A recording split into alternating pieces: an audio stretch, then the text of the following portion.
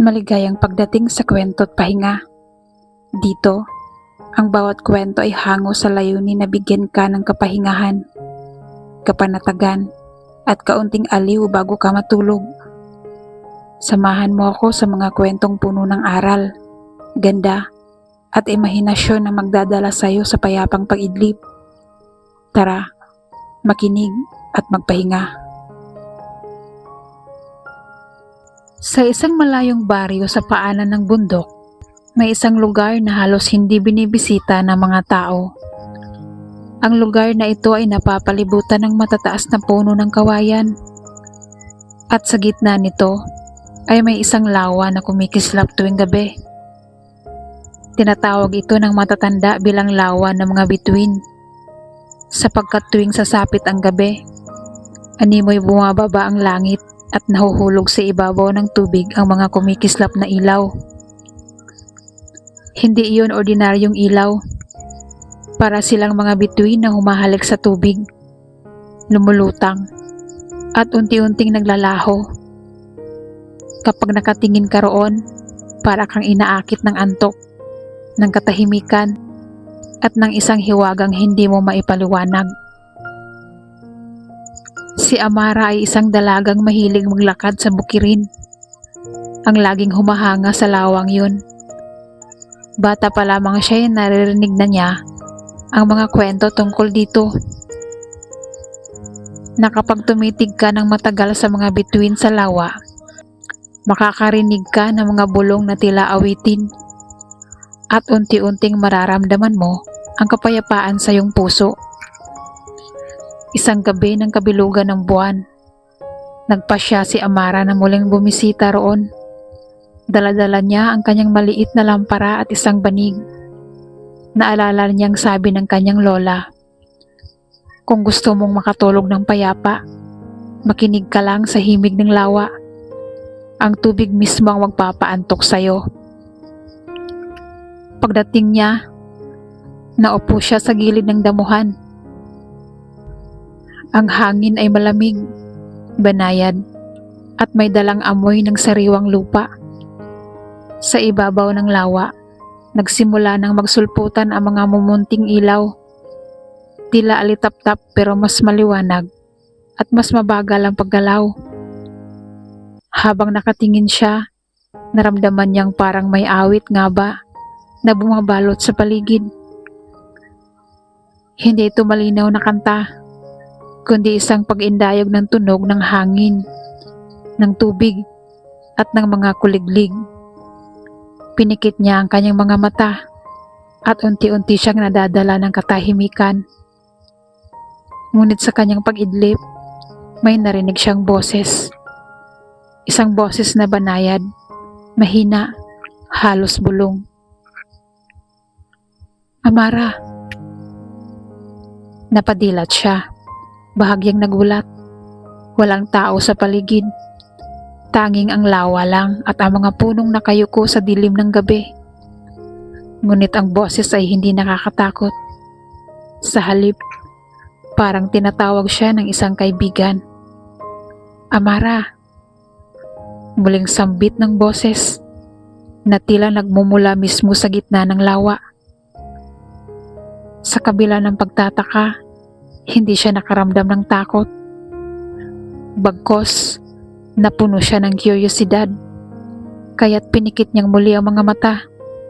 Nakahiga sa kanyang banig at hinayaan ang sarili na makinig sa himig ng lawa. At doon, nagsimula ang isang kakaibang panaginip. Sa kanyang pagkakahiga, parang unti-unti nang nilalamon ng antok si Amara. Ang malamig na simoy ng hangin ay dumadampi sa kanyang balat na parang yakap ng isang inang nag-aalaga. Sa bawat hampas ng hangin sa mga dahon ng kawayan, naririnig niya ang banayad na tunog na tila kasabay ng pagtibok ng kanyang puso. Muling sumulpot ang mga kumikislap na ilaw sa ibabaw ng lawa. Ngunit sa kanyang panaginip, hindi na lamang sila basta mga mumunting ningning. Sa pagkakataong ito, ang mga ilaw ay unti-unting nagkakabuo ng mga hugis. Una, Tila silang maliliit na paru-paro na sumasayaw sa hangin. Sumunod, nag-anyo silang mga isdang lumalangoy sa ibabaw ng tubig. Hanggang sa kalaunan, ang mga ilaw ay nagbuklod at naghubog ng isang nilalang. Isang babae, payapa ang mukha, mahaba ang buhok na tila gawa sa liwanag, at suot ang isang kasuotang kumikislap na parang hinabi mula sa mga bituin. "Amara!" Tawag muli ng boses. Ngunit ngayon, malinaw na. Ang tinig ay nagmumula sa babae sa gitna ng lawa. Hindi makapaniwala si Amara. "Sino ka?" Mahinang tanong niya, halos bulong, habang nakatitig. "Ako ang bantay ng lawa. Ang mga tao ay nakasanayang tawagin akong diwata ng mga bituin. Matagal na kitang pinagmamasdan, Amara. Tuwing gabi, dinadala ka rito ng iyong mga paa, at tuwing gabi ay dala mo rin ang iyong mga pangarap." Nagulat si Amara. "Bakit ako? Ako'y isang simpleng dalaga lang." Ngumiti ang diwata. Ang kanyang ngiti ay banayad, at sa bawat galaw ng kanyang labi ay tila may musika sa paligid. "Dahil sa iyong puso, hindi lahat ng tao ay marunong huminto at makinig sa katahimikan. Ang iba'y dumaraan lamang, ngunit ikaw, lagi mong pinapakinggan ang kaluluwa ng lugar na ito. Ang lawa ay hindi lang basta lawa, Amara. Isa itong daungan ng mga panaginip." Napaisip si Amara. Ang mga mata niya ay unti-unting bumigat. Ngunit hindi dahil sa pagod, kundi dahil sa lambing ng boses ng diwata. Parang awit na pampatulog ang bawat salita. "Kung daungan ng mga panaginip ang lawa, anong ibig mong sabihin?" Dahan-dahang lumapit ang diwata, ngunit imbis na lumubog, naglakad siya sa ibabaw ng tubig na tila salamin lamang ang kanyang dinaraanan. Sa bawat hakbang niya ay kumikislap ang mga mumunting bituin na lumilitaw at nawawala. Kapag ang isang nilalang ay natutulog malapit dito, ang kanyang mga pangarap ay hindi lamang gumagala sa kanyang isipan. Ang mga pangarap ay lumulutang dito sa lawa, nagiging ilaw, at sumasayaw kasama ng hangin at tubig. Natahimik si Amara. Tila biglang naintindihan niya kung bakit napakapayapa ng lugar na iyon. Bawat ningning na nakikita niya tuwing gabi, marahil ay mga pangarap ng mga taong minsang humimlay doon. Ngunit bago pa siya makapagtanong muli, dahan-dahang lumapit ang diwata at inilagay ang kanyang malamlam na kamay sa dibdib ni Amara.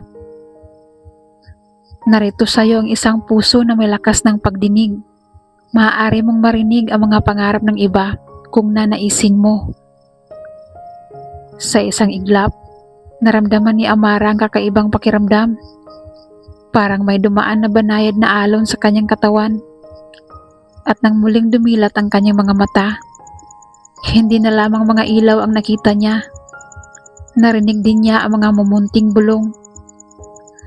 "Gusto kong makita ang aking ina. Pangarap ko sanang makasayaw muli.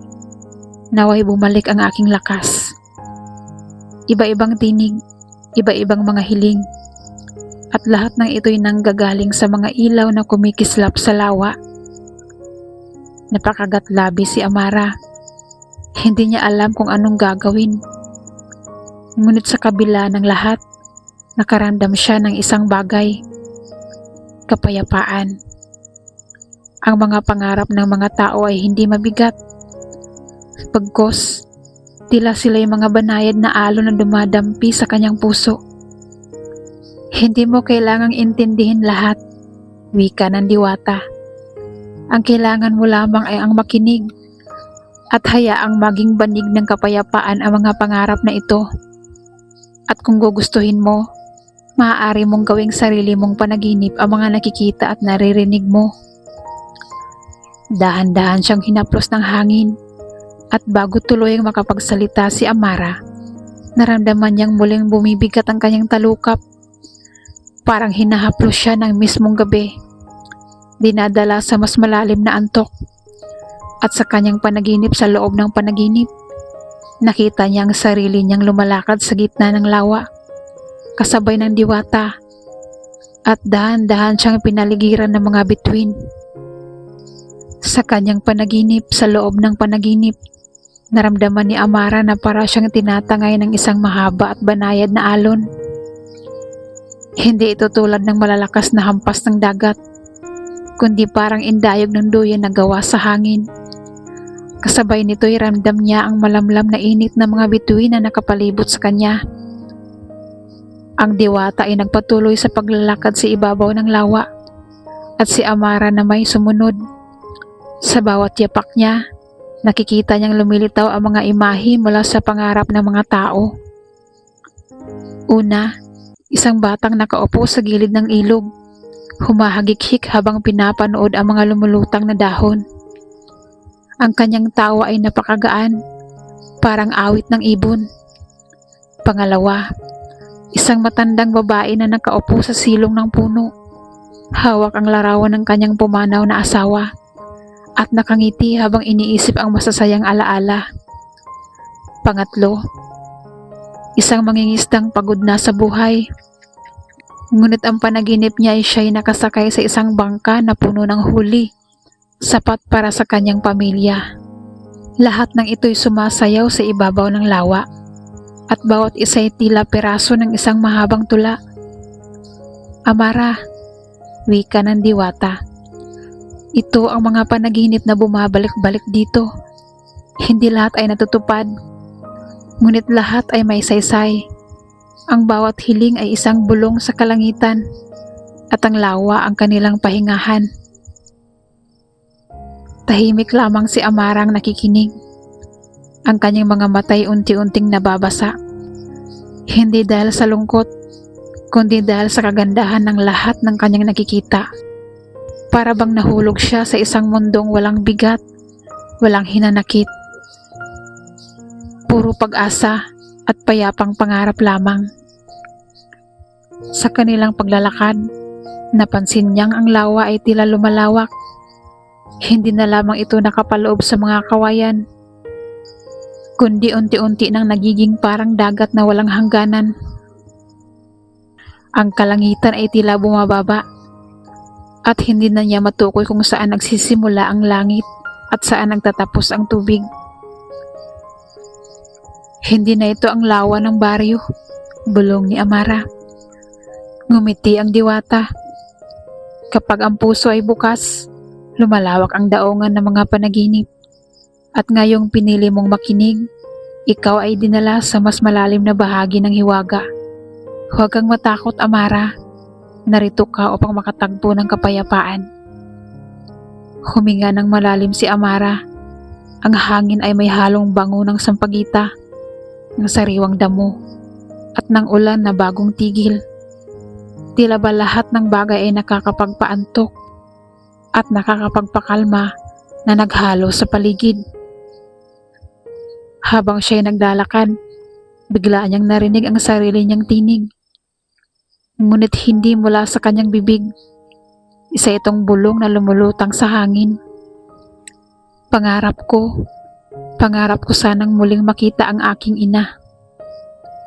Nabigla si Amara. Boses ko yun, wika niya.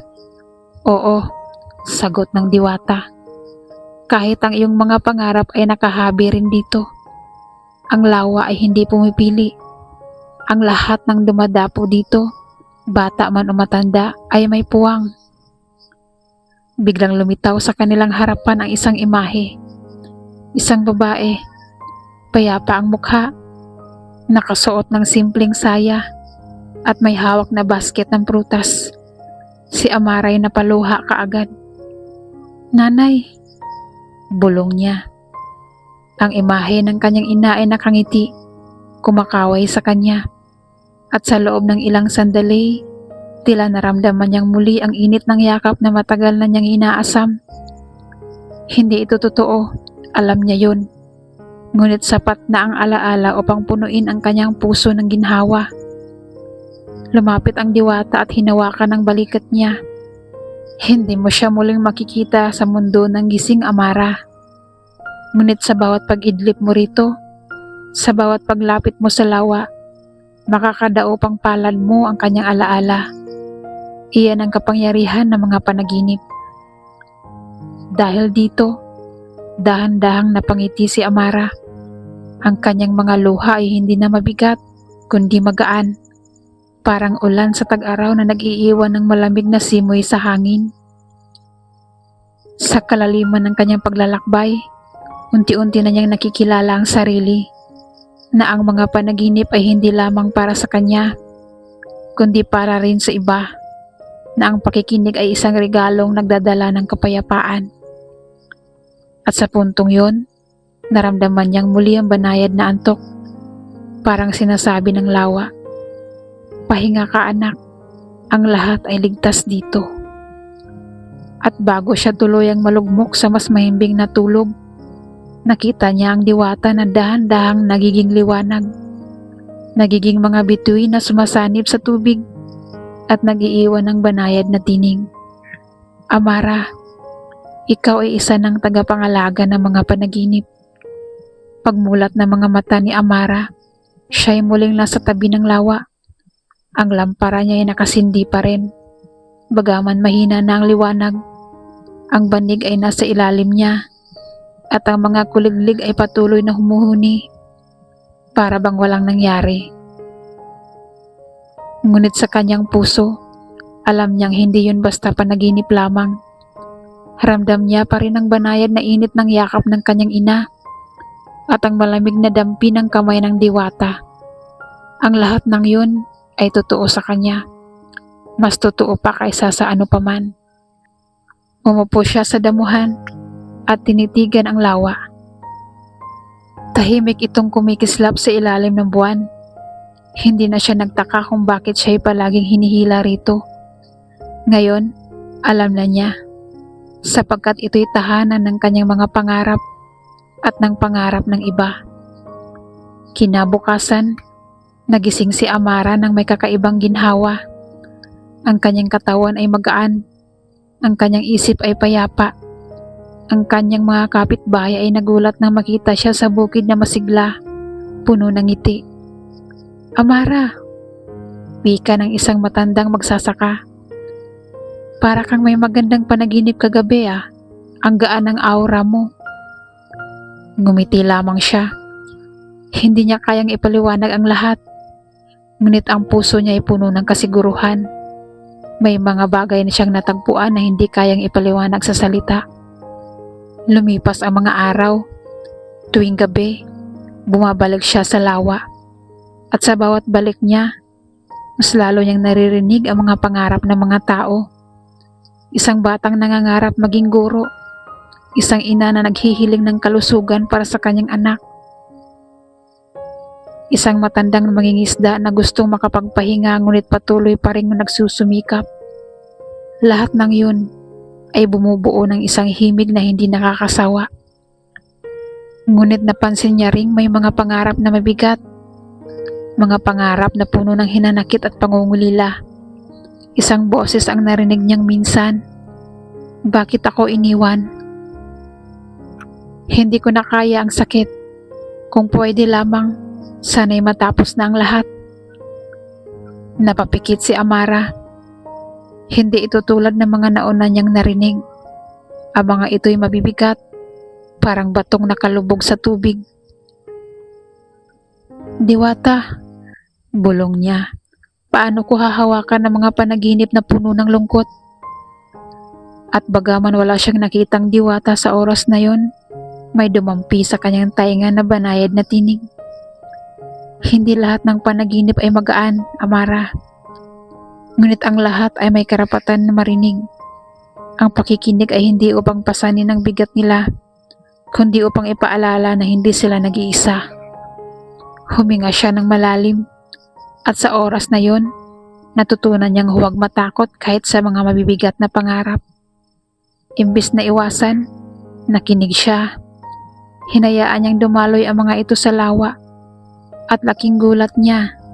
Nang tumagal, ang mabibigat na bulong ay nagiging mas mahina. mas banayad, parang natutunaw sa katahimikan ng tubig. Dumating ang gabi ng ikapitong araw ng kanyang pagbabalik. Ang buwan ay maliwanag, halos kasing puti ng niyebe. Naupo si Amara sa gilid ng lawa at nakiramdam. Ngunit sa pagkakataong ito, wala siyang narinig na bulong ng ibang tao. Tanging sariling tinig lamang niya. Amara, ipagpatuloy mo. Napakunot noo siya. Ipagpatuloy? Anong ibig sabihin? Mula sa gitna ng lawa, muling lumitaw ang diwata. Ngunit ngayon, ang kanyang anyo ay mas maliwanag, mas buo. Parang nakalapat ang langit at lupa sa kanyang katawan. Amara, ngika niya. Ngayon ay batid mo na ang kapangyarihan ng lawa. Hindi ito para lamang sa'yo. Ang mga tao ay nangangailangan ng kapayapaan at ikaw ay magiging tulay nila. Nagulat si Amara. Ngunit paano? Isa lamang akong simpleng babae. Ang pakikinig ay hindi kailanman maliit na bagay. Kapag ang isang puso ay handang makinig, nagiging tahanan ito ng kapayapaan. Ang bawat tao na makakausap mo, makakaranas ng ginhawa. Hindi mo kailangang magturo o magpaliwanag. Ang pakikinig ay sapat na. Dahil dito, napayuko si Amara. Totoo, hindi niya kailanman naisip na siya ay may papel na ganoon. Ngunit sa kanyang puso, naramdaman niyang iyon nga ang tama. Kung yun ang nais ng lawa, gagawin ko. Sagot niya. At sa sagot niyang yun, ang buong paligid ay biglang kumislap. Ang mga bituin sa langit ay tila lumusong at naghalo sa lawa. At sa gitna ng liwanag ay naramdaman niyang unti-unti siyang natatangay ng antok. Mas mahimbing kaysa sa lahat ng tulog na kanyang naranasan. Kinabukasan, muling nagising si Amara sa kanyang banig. Ngunit sa pagkakataong ito, dala niya ang isang matibay na pakiramdam. Siya ay may tungkuling gagampanan. Mula noon, hindi na lamang siya simpleng dalagang dumadalaw sa lawa. Siya na ang naging tagapangalaga ng mga panaginip sa kanilang baryo. Lumipas ang mga linggo. Ang buhay sa baryo ay nanatiling simple.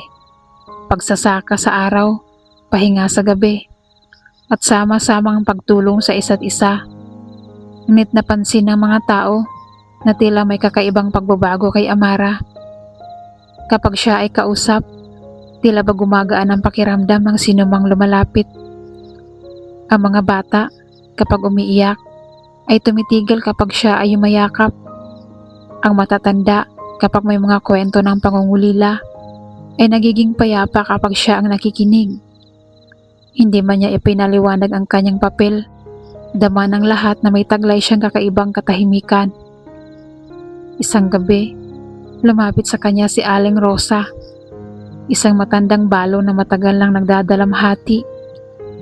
Amara, wika nito, hindi na ako nakakatulog. Sa bawat gabi, iniisip ko ang aking asawa. Para bang hindi ko na kayang mabuhay nang wala siya. Tahimik na nakinig si Amara. Hindi siya nagsalita. Pinakiramdaman niya ang bawat piraso ng hinanakit na lumalabas sa labi ni Aling Rosa. At habang nakikinig, narinig niyang muli ang mga bulong ng lawa sa kanyang puso. Mga tinig na nagsasabing, hayaan mong dumaloy, hayaan mong lumaya. Hinawakan niya ang kamay ng matanda at mahinang sinabi, mahal ka pa rin niya, Aling Rosa. At habang inaalala mo siya, hindi ka kailanman nag-iisa. At laking gulat ng lahat, sa gabing iyon ay mahimbing na nakatulog si Aling Rosa. Ang unang beses sa loob ng maraming taon. Nabalita sa buong baryo ang nangyari. Unti-unti ang mga tao ay nagsimulang lumapit kay Amara, hindi lamang bilang kaibigan, kundi bilang isang dalagang marunong magdala ng kapayapaan. Amara, tulungan mo ako. Hindi ako makatulog sa dami ng iniisip. Amara, lagi kong napapanaginipan ang mga mabibigat na bagay. Ano ba ang dapat kong gawin? At sa bawat pagkakataon, ang ginagawa lamang niya ay ang makinig. Minsan, simpleng pag-ubo lang sa tabi ng lawa ang sagot. Minsan, simpleng katahimikan lang ang kailangan. At sa bawat isa, may matatagpo ang ginhawa. Ngunit isang gabi, isang kakaibang pangarap ang dumating sa kanya. Sa kanyang pagtulog, muling lumitaw ang diwata. Ngunit ngayon, ang mukha nito'y hindi na payapa, kundi may bahagyang lungkot. Amara, wika ng diwata, may balakid na paparating. Nagulat siya. Anong balakid? May mga pangarap na hindi nagiging magaan. May mga pangarap na humahabi ng bangungot. Kapag sila'y hindi pinakinggan, sila'y nagiging mabigat na anino. At ang mga aninong ito ay maaaring guluhin ang katahimikan ng lawa. Natigilan si Amara. Ibig mong sabihin, may panganib? Tumango ang diwata. Hindi ito panganib ng sugat o ng kamatayan, kundi panganib ng pagkalimot. Kapag ang mga tao ay natakot sa kanilang sariling mga pangarap at piniling hindi harapin, ang kanilang mga anino'y kumakapal.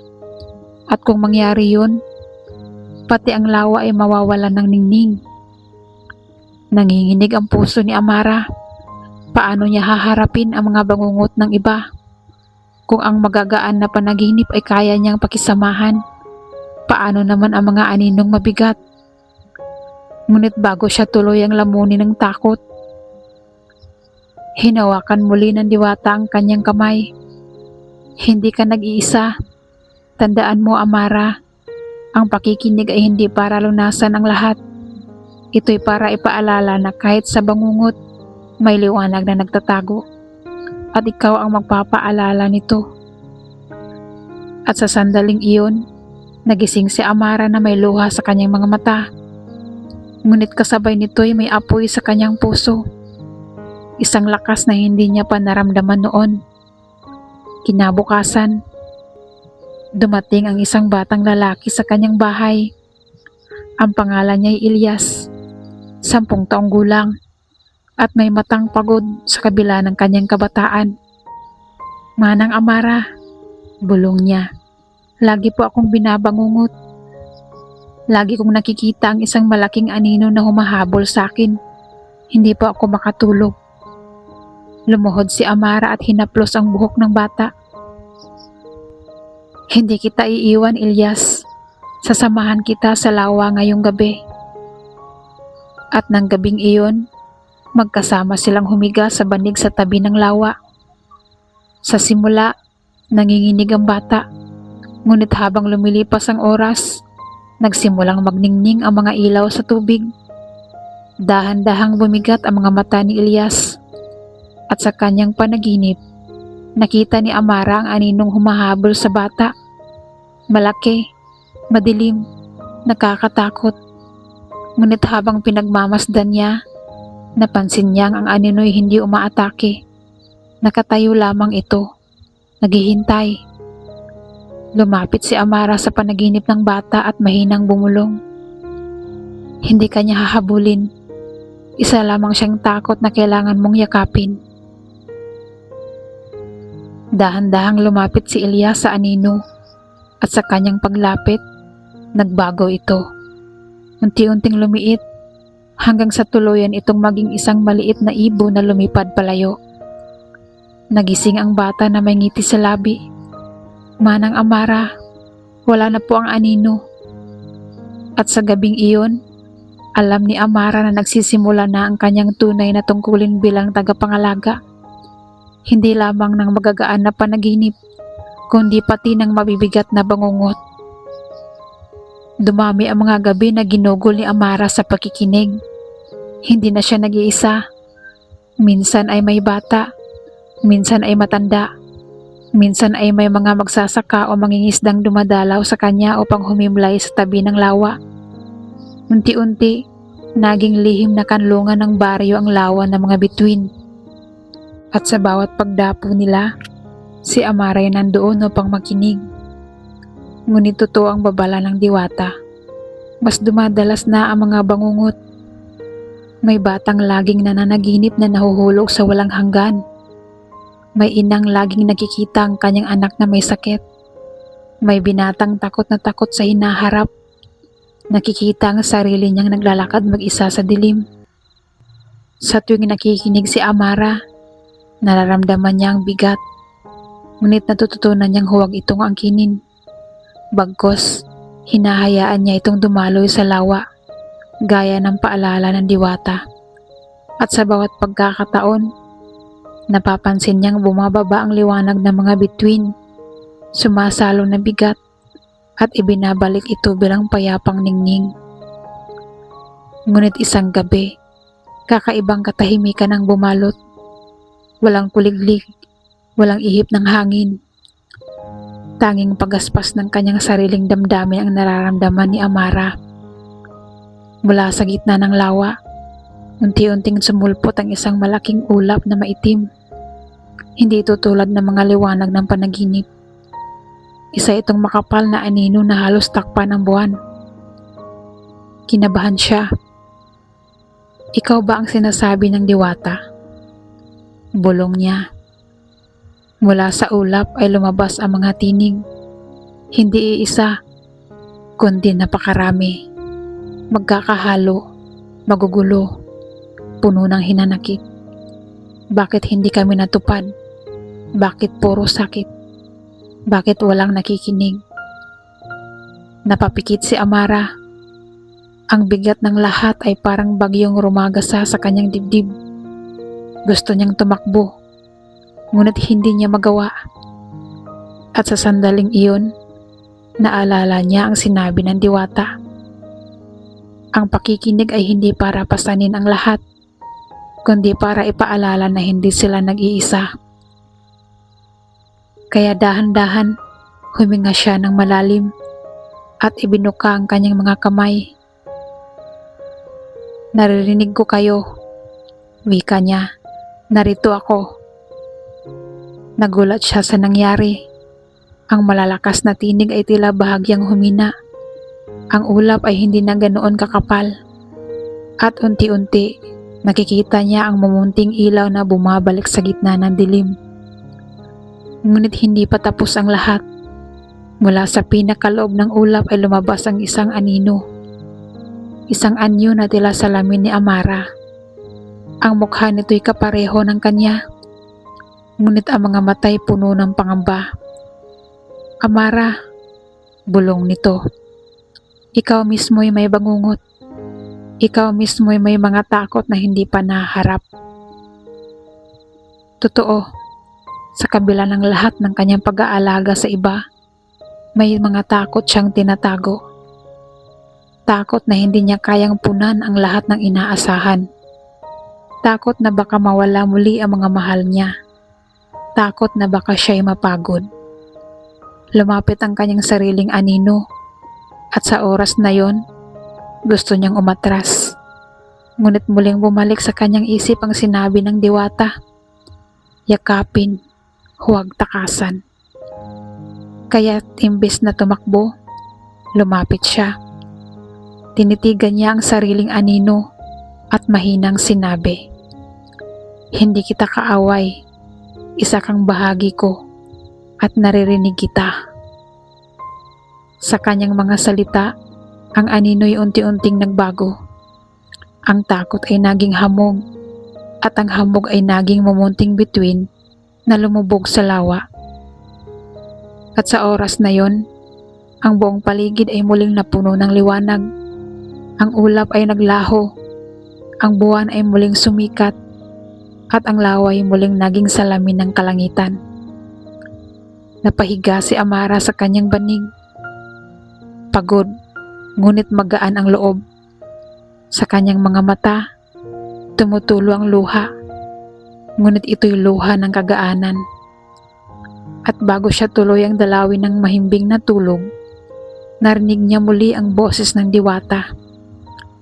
Amara, ngayon ay tunay ka ng tagapangalaga, hindi lamang ng mga panaginip ng iba, kundi ng sarili mong puso. Mula nang maglaho ang malaking ulap ng anino, nagbago ang paligid ng baryo. Ang mga tao ay tila mas magaan, mas payapa, at mas bukas sa isa't isa. Hindi man nila lubos na alam ang nangyayari tuwing gabi.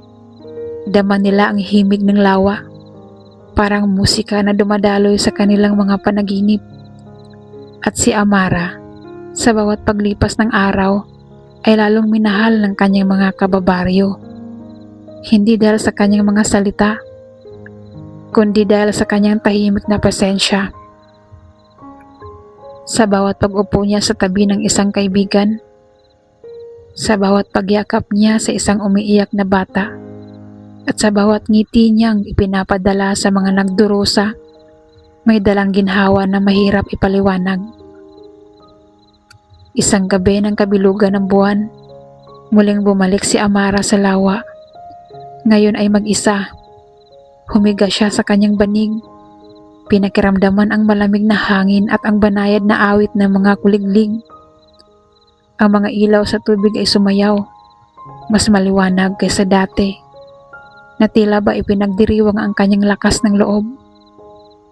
At mula sa gitna ng lawa, muli siyang nasilayan ng diwata.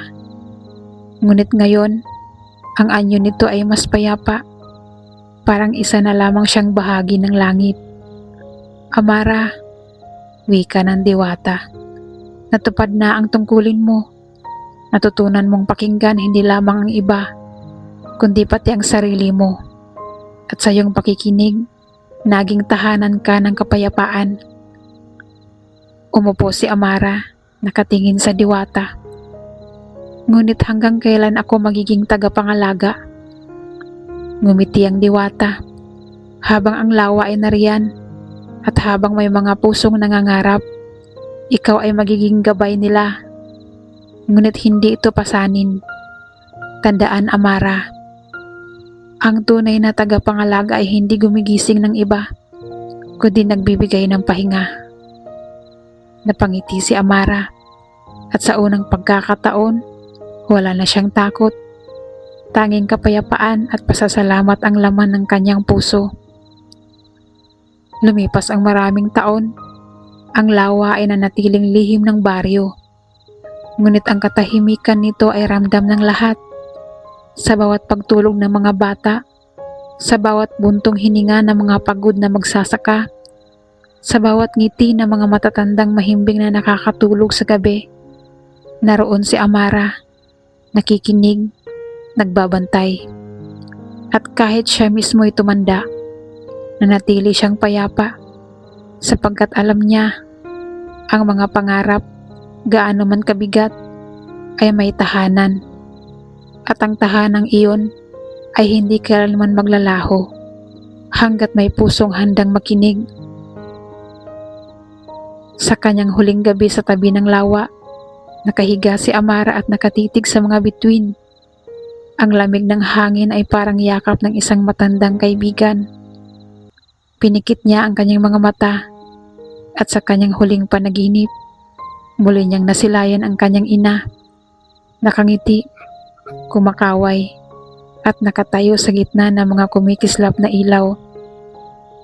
At bago siya tuloy ang dalhin ng katahimikan, narinig niyang muli ang tinig ng diwata, banayad na banayad. Amara, ngayon ay ikaw mismo'y isa ng bituin ng lawa. At sa gabing iyon, ang mga ilaw sa lawa ay kumislap ng pinakamaliwanag, na para bang ipinagdiriwang hindi ang pagtatapos, kundi ang walang hanggang pahinga.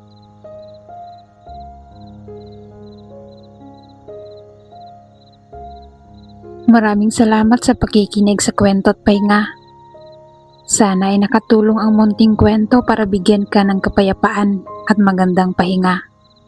Huwag kalimutang mag-subscribe at samahan ako muli sa susunod na kwento. Hanggang sa muli, magandang gabi at mahimbing na pagtulog.